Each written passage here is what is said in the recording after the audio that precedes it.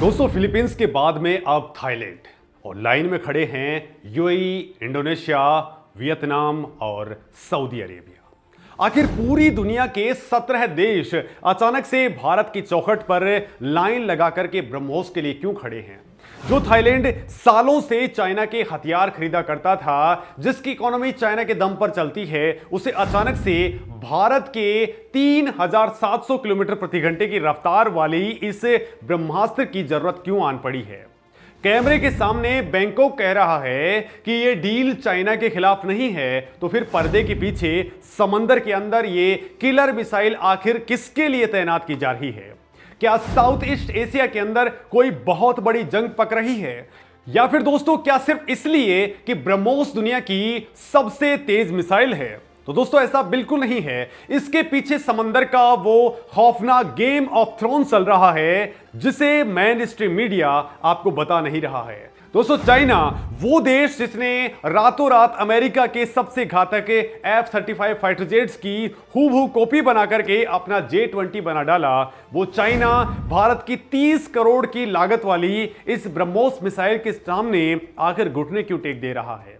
आखिर मिसाइल के अंदर ऐसा कौन सा एनक्रिप्टेड तिलिस्म छिपा हुआ है? दो धातुओं को जोड़ने वाला वो कौन सा सीक्रेट फॉर्मूला है, जिसे अगर ड्रैगन खोलने की कोशिश भी करे तो मिसाइल हवा के अंदर ही चिथड़े चिथड़े उड़ा देगी? जिस भारत को दुनिया हथियारों का सिर्फ खरीदार मानती थी, वहां आज अचानक अलमारी बनाने वाली कंपनी गोदरेज और स्वदेशी बारूद फैक्ट्री सोलार इंडस्ट्री कैसे दुनिया की सबसे घातक मिसाइल का दिमाग, वॉरहेड और दिल बनाने की तैयारी में जुटी हैं?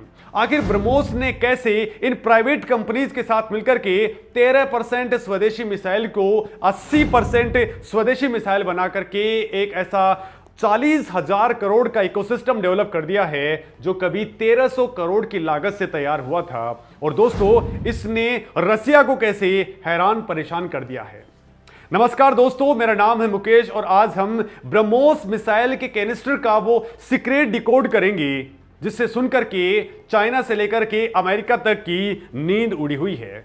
दोस्तों सबसे पहले उस डर को समझते हैं जिसने साउथ ईस्ट एशिया से लेकर के मिडिल ईस्ट तक के देशों को ब्रह्मोस खरीदने पर मजबूर कर दिया है। दुनिया की ज्यादातर क्रूज मिसाइलें, जैसे कि अमेरिका की बहुचर्चित टॉम हॉक क्रूज मिसाइल या फिर फ्रांस की एक्सोसेंट सबसोनिक मिसाइलें हैं। इसका मतलब यह है कि उनकी उड़ने की स्पीड आवाज की गति से बहुत कम होती है, यानी कि 800 से 900 किलोमीटर प्रति घंटा। जब एक सबसोनिक मिसाइल दुश्मन के जंगी जहाज की तरफ बढ़ती है, तो जहाज के अत्याधुनिक रडार उसे काफी दूर से ही ट्रैक कर लेते हैं और जहाज पर लगा एयर डिफेंस सिस्टम उसे हवा के अंदर ही मार गिराता है। लेकिन ब्रह्मोस के साथ में ऐसा नहीं है। ब्रह्मोस एक सुपरसोनिक क्रूज मिसाइल है जो मैक 3 यानी कि आवाज की गति से 3 गुना ज्यादा तेजी से उड़ान भरती है। दोस्तों 3700 किलोमीटर प्रति घंटे की इस भयंकर स्पीड के कारण दुश्मन के एयर डिफेंस सिस्टम या फिर रडार्स को रिएक्शन टाइम ही नहीं मिल पाता है। दोस्तों भौतिक विज्ञान का एक सीधा सा नियम है, काइनेटिक एनर्जी यानी कि गतिज ऊर्जा।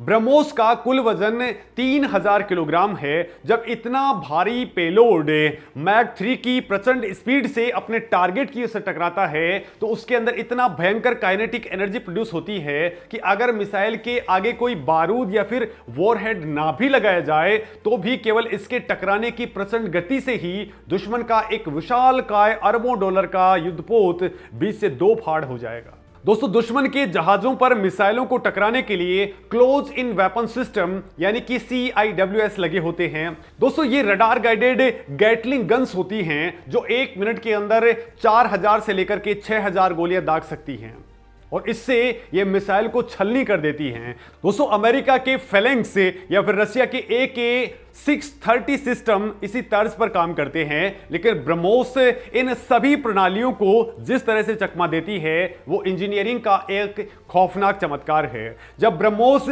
समंदर के अंदर किसी जहाज को निशाना बनाती है, तो वो अपनी उड़ान की अंतिम फेज के अंदर समुद्र की लहरों से मात्र 5 से 10 मीटर की हाइट पर उड़ती है। इसे सी स्किमिंग कहते हैं। दोस्तों पृथ्वी की गोलाई और इतनी कम ऊंचाई के कारण दुश्मन का रडार इसे देख तक नहीं पाता है, जब तक ये बिल्कुल करीब यानी कि 25 से 30 किलोमीटर की डिस्टेंस पर ना आ जाए।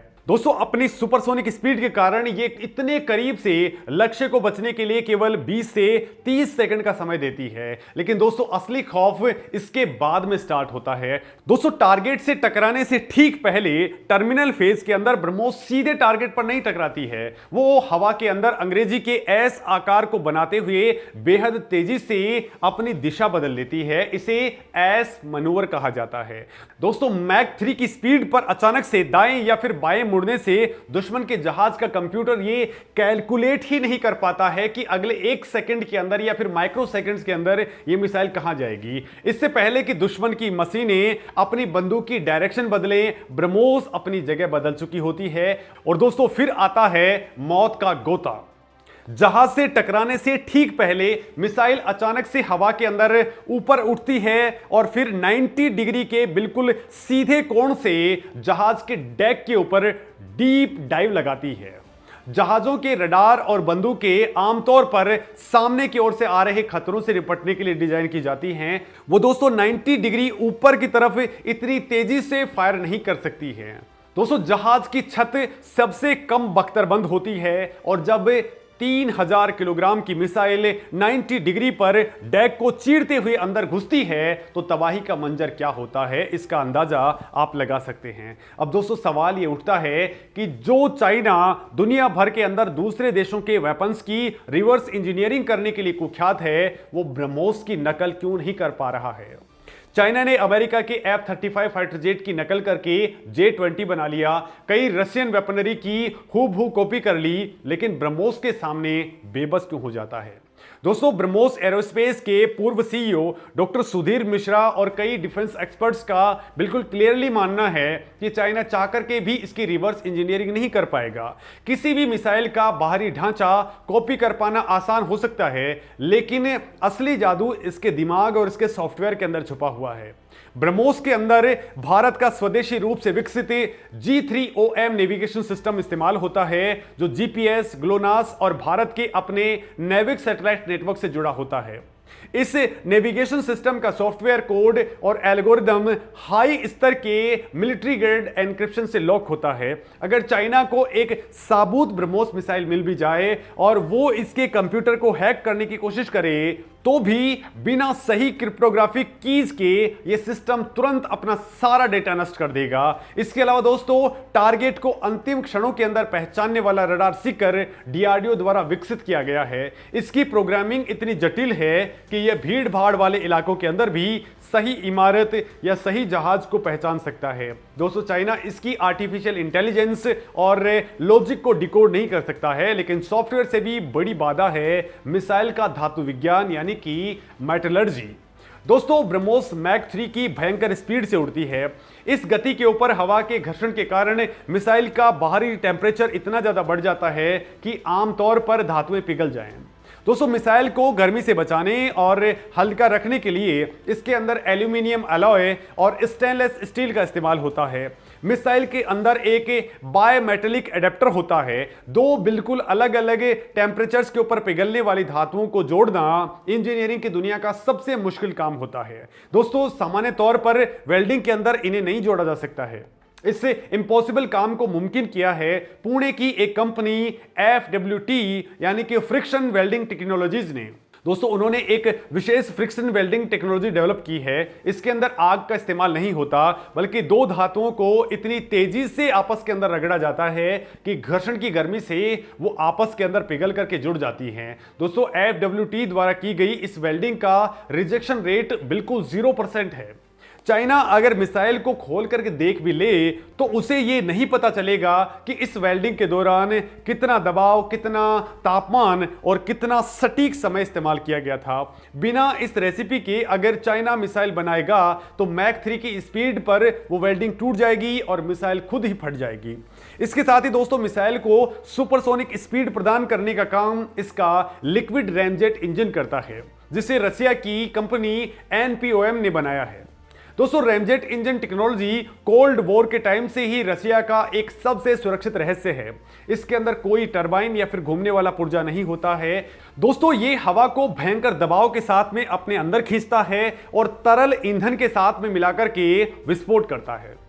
हवा का प्रवाह और ईंधन के दहन का संतुलन इतना सटीक होना चाहिए कि थोड़ी सी भी चूक मिसाइल के इंजन को बंद कर सकती है। दोस्तों, चाइना के पास में इस इंजन का कोई भी ब्लूप्रिंट या फिर डिजाइन पैरामीटर नहीं है।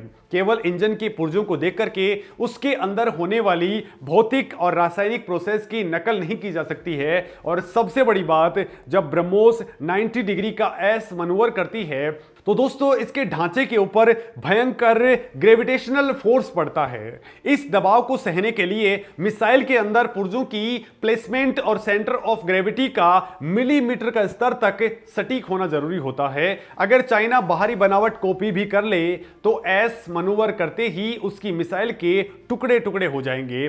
ब्रह्मोस की मारक क्षमता का सफर भी किसी थ्रिलर फिल्म से ज्यादा कमजोर नहीं है। दोस्तों 1998 के अंदर जब डीआरडीओ और रसिया ने मिलकर के ब्रह्मोस एरोस्पेस की स्थापना की थी, तब दुनिया का जियोपॉलिटिकल माहौल भारत के खिलाफ था। एमटीसीआर यानी कि मिसाइल टेक्नोलॉजी कंट्रोल रिजीम नाम की एक अंतरराष्ट्रीय संधि थी जो 300 किलोमीटर से ज्यादा मारक क्षमता वाली मिसाइलों के निर्यात और इसके साझेकरण को रोक देती थी। दोस्तों, रसिया इसका मेंबर था, लेकिन 1998 के परमाणु परीक्षणों के कारण भारत पर कई सैंक्शंस लगे थे और भारत इसका सदस्य नहीं था। लिहाजा कानूनी मजबूरी के कारण ब्रह्मोस की मारक क्षमता को जानबूझ करके 290 किलोमीटर तक फिक्स कर दिया गया। 200 सालों तक भारत की यह महाविनाशक मिसाइल इन्हीं जंजीरों के अंदर जकड़ी रही।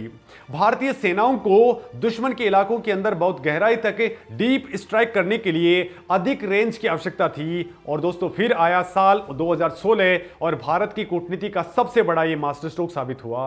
दोस्तों, मोदी सरकार की आक्रामक विदेश नीति और रणनीतिक कूटनीति के दम पर भारत आधिकारिक तौर पर एमटीसीआर का पूर्णकालिक मेंबर बन गया। एमटीसीआर का सदस्य बनते ही भारत के ऊपर लगी 300 किलोमीटर की सीमा स्वतः ही खत्म हो गई।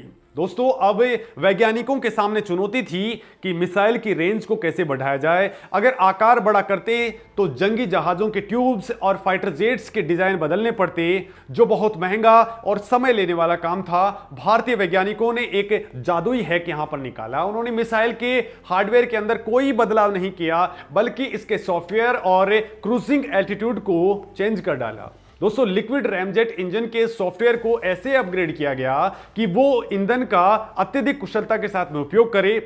दोस्तों, मिसाइल को क्रूज फेज के दौरान हवा के अंदर 14 से 15 किलोमीटर की ऊंचाई पर उड़ने के लिए प्रोग्राम किया गया, जहां हवा पतली होती है और घर्षण कम होता है, जिससे ईंधन की भारी बचत हुई। बिना आकार बढ़ाए ब्रह्मोस की रेंज को 290 किलोमीटर से सीधे 450 या फिर 500 किलोमीटर कर दिया गया, जिसे ब्रह्मोस ER कहा गया। लेकिन दोस्तों, भारत यही नहीं रुका। चाइना के विशाल भौगोलिक क्षेत्र को देखते हुए रेंज को 800 किलोमीटर तक ले जाए जाने का फैसला हुआ। इसके लिए दोस्तों रैमजेट इंजन के एयर इनटेक और कम्बस्टन चैम्बर के अंदर उन्नत मटेरियल का इस्तेमाल किया गया और बूस्टर को और ज्यादा पावरफुल बनाया गया। आज भारतीय वायुसेना के सुखोई 30 MKI फाइटर जेट अपनी सीमा के अंदर उड़ते हुए ही दुश्मन के देश के अंदर 800 किलोमीटर अंदर तक किसी भी रडार स्टेशन या फिर सैन्य बेस को मलबे के ढेर में बदल सकते हैं। इसे स्टैंड ऑफ स्ट्राइक कैपेबिलिटी कहा जाता है। और दोस्तों, अब तैयारी चल रही है 1500 किलोमीटर के महासफर की। 1500 किलोमीटर दूर मौजूद किसी टारगेट को सटीक रूप से हिट करने के लिए नई पीढ़ी की थर्मल कोटिंग और उपग्रहों के साथ में 2-वे डेटा लिंक को मजबूत किया जा रहा है, ताकि उड़ान के दौरान भी मिसाइल को नया टारगेट बताया जा सके। दोस्तों, जिस भारत को दुनिया हथियारों का सिर्फ एक खरीदार मानती थी, वहां अचानक से स्वदेशी कंपनियों ने ऐसा इकोसिस्टम डेवलप कर डाला है जिसने रसिया को भी हैरान कर दिया है।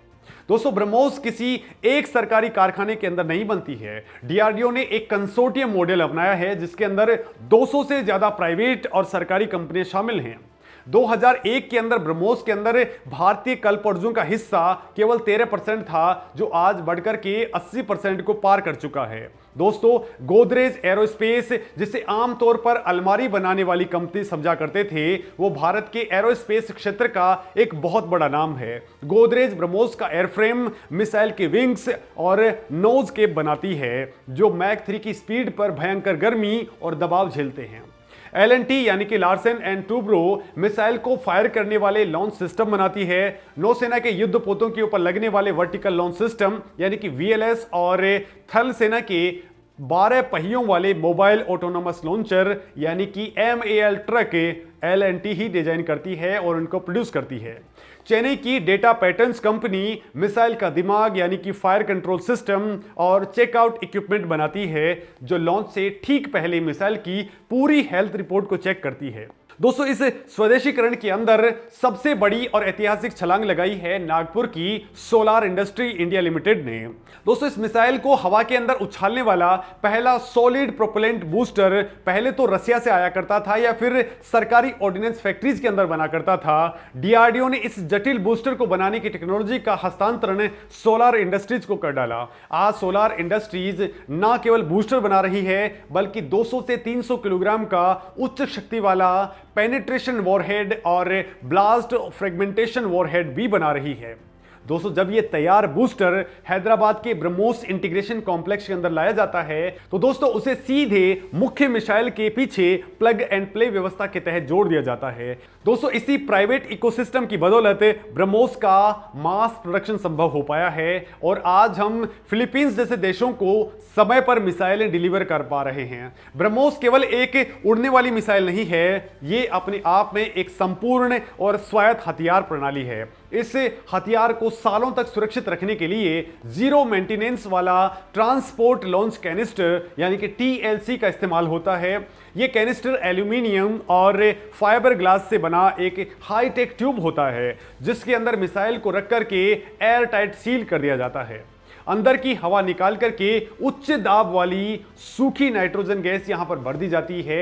ये नाइट्रोजन गैस मिसाइल के इलेक्ट्रॉनिक पार्ट्स और इंजन वॉल्व्स को नमी और ऑक्सीजन से बचाती है, जिससे उसके अंदर कभी भी जंग नहीं लगती। इस कैनिस्टर की वारंटी 10 से 15 साल की होती है और मिसाइल को फायर करने के लिए उसे कैनिस्टर से बाहर निकालने की जरूरत नहीं पड़ती है।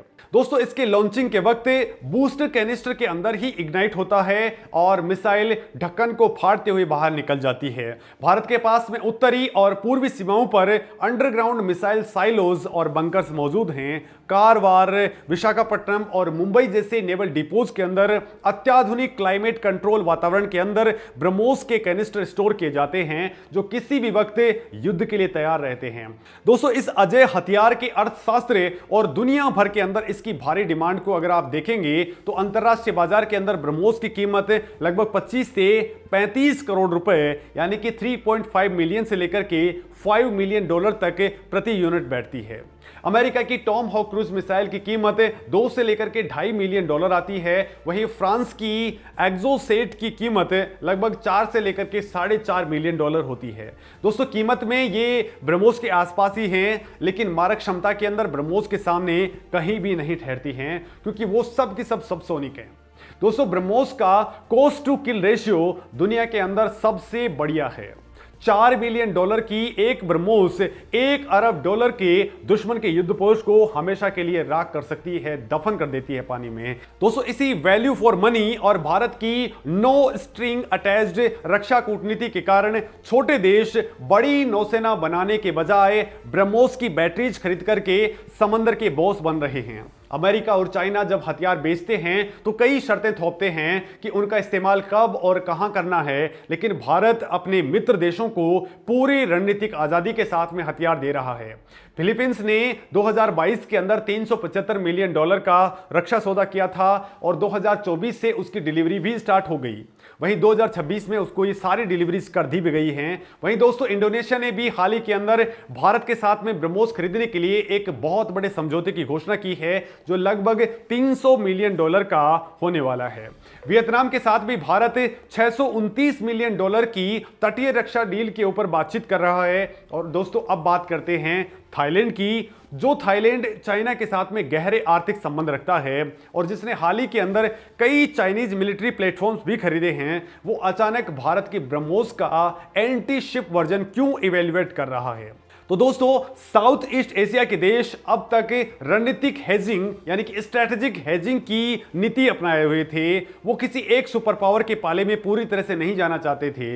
इंडो पैसिफिक के अंदर चाइना की बढ़ती आक्रामकता को देखते हुए थाईलैंड अपनी संप्रभुता और समुद्री सीमाओं की रक्षा की गारंटी चाहता है। इसे दोस्तों सैन्य भाषा के अंदर एंटी एक्सेस एरिया डिनाइल यानी कि A2AD रणनीति कहा जाता है।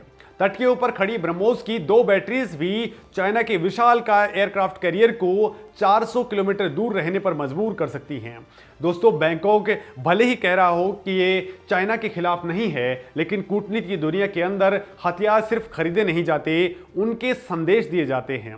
सऊदी अरेबिया, यूएई और ब्राजील समेत करीब 17 देश लाइन लगा करके खड़े हैं। दोस्तों, रिपोर्ट्स बताती हैं कि अगले कुछ ही सालों के अंदर भारत को ब्रह्मोस के निर्यात से $2 बिलियन से ज्यादा की विदेशी मुद्रा मिल सकती है। भारत का रक्षा निर्यात आज 39,000 करोड़ के पार पहुंच चुका है और ब्रह्मोस के दम पर भारत साउथ ईस्ट एशिया के अंदर एक रिलायबल डिफेंस एक्सपोर्टर बन चुका है। भारत की एक्ट ईस्ट पॉलिसी अब सिर्फ बयानों तक सीमित नहीं है, यह ब्रह्मोस की शक्ल के अंदर समंदर के अंदर तैनात हो सकती है। लेकिन दोस्तों, भारत इतने पर ही रुकने वाला नहीं है। भविष्य की जो मिसाइलें तैयार हो रही हैं वो युद्ध की पूरी परिभाषा बदल करके रख देंगी। दोस्तों, ब्रह्मोस एरोस्पेस वर्तमान ब्रह्मोस से भी अधिक घातक 2 नए वेरिएंट्स पर काम कर रहा है। पहला है ब्रह्मोस एनजी, यानी कि नेक्स्ट जनरेशन ब्रह्मोस। दोस्तों, मौजूदा मिसाइल 3 टन भारी है, जिसे केवल विशालकाय सुखोई फाइटर जेट्स ही उठा सकते हैं। लिहाजा ब्रह्मोस एनजी को आकार में 6 मीटर और वजन में 1.5 टन का बनाया जा रहा है। दोस्तों, हल्का होने के बावजूद इसकी गति मैक 3.5 होगी और इसका रडार क्रॉस सेक्शन इतना कम होगा कि यह पूरी तरह से स्टेल्थ होगी। इससे दोस्तों सबसे बड़ा फायदा यह होगा कि भारत का स्वदेशी हल्का लड़ाकू विमान LCA तेजस भी एक साथ कई ब्रह्मोस एनजीज को कैरी कर सकेगा। लखनऊ के नए डिफेंस कॉरिडोर्स के अंदर 200 एकड़ का नया प्लांट 2026 के अंदर ही चालू हो चुका है, जहां से हर साल 80 से लेकर के 150 ब्रह्मोस एनजी मिसाइलें बनकर के निकलेगी। और अब दोस्तों अब वो खौफनाक सपना जो सुपर पावर्स की भी नींद उड़ा रहा है, वो है ब्रह्मोस 2। दोस्तों, दुनिया अब सुपरसोनिक से बढ़कर के हाइपरसोनिक युग के अंदर एंटर हो चुकी है और भारत का जवाब है ब्रह्मोस 2। यह मिसाइल रैमजेट के बजाय अत्यधिक जटिल स्क्रैमजेट इंजन का इस्तेमाल करेगी। इसकी गति होगी मैक 7 से मैक 8, यानी लगभग 8.5 से लेकर के 10,000 किलोमीटर प्रति घंटा। दोस्तों, इस भयंकर स्पीड के ऊपर हवा के घर्षण से मिसाइल के चारों ओर प्लाज्मा का एक बादल, जिसे प्लाज्मा क्लाउड कहते हैं, वो बन जाएगा। दोस्तों, ये प्लाज्मा रडार की रेडियो तरंगों को पूरी तरह से सोख लेगा, जिससे मिसाइल दुनिया के हर रडार के सिस्टम के ऊपर अदृश्य हो जाएगी। कोई लेजर हथियार, कोई मिसाइल डिफेंस सिस्टम इतनी तेज गति से आ रही अदृश्य मिसाइल को रोक नहीं पाएगा। इस गति के ऊपर ब्रह्मोस 2 के टकराने से जो एनर्जी प्रोड्यूस होगी वो छोटे परमाणु बम के विस्फोट के बराबर होने वाली है। दोस्तों, इस ब्रह्मोस 2 मिसाइल के साथ में जो नाम जुड़ा होगा वो के अक्षर का होगा। दोस्तों, ये के अक्षर भारत के महान वैज्ञानिक और पूर्व राष्ट्रपति डॉक्टर APJ अब्दुल कलाम को समर्पित है। दोस्तों, 1998 के अंदर $25 करोड़ के शुरुआती निवेश से शुरू हुआ ब्रह्मोस का सफर आज 58,000 करोड़ रुपए के भारत सरकार के ऑर्डर्स और 5,200 करोड़ रुपए के वार्षिक राजस्व तक पहुंच चुका है। 290 किलोमीटर की जंजीरों में बंधी एक सामरिक मिसाइल से शुरू हुआ ये सफर आज 1500 किलोमीटर मार करने वाली रणनीतिक ब्रह्मास्त्र के अंदर तब्दील हो चुका है। भारत ने दुनिया को दिखा दिया है कि वो केवल हथियारों का खरीदार नहीं है, बल्कि ग्लोबल डिफेंस मैन्युफैक्चरिंग का एक नया पावर हाउस बन चुका है। फिलीपींस, थाईलैंड, वियतनाम, इंडोनेशिया जैसे देशों का भारत की ओर रुख करना कोई संयोग नहीं है। यह बदलते विश्व के ऊपर भारत की कूटनीतिक जीत और आत्मनिर्भर भारत की बढ़ती धमक का प्रमाण है। दोस्तों, जब समंदर के अंदर ब्रह्मोस तैनात होती है तो यह सिर्फ एक देश की सुरक्षा नहीं करती, बल्कि पूरे इंडो पैसिफिक रीजन के अंदर शक्ति का संतुलन स्टेब्लिश करती है। और दोस्तों, बड़ी बात तो यह है कि चाइना अगर आज जिस मिसाइल से सबसे ज्यादा खौफ खाता है वो भारत की यही ब्रह्मोस मिसाइल है। और बड़ी बात यह है कि अब आप जिस दिन ब्रह्मोस 2 को देखेंगे तो उस दिन तो चाइना की हालत खराब होने वाली है। अब इस मिसाइल को लेकर के आप क्या कुछ सोचते हैं, कमेंट सेक्शन में अपनी बात जरूर रखें। नमस्कार।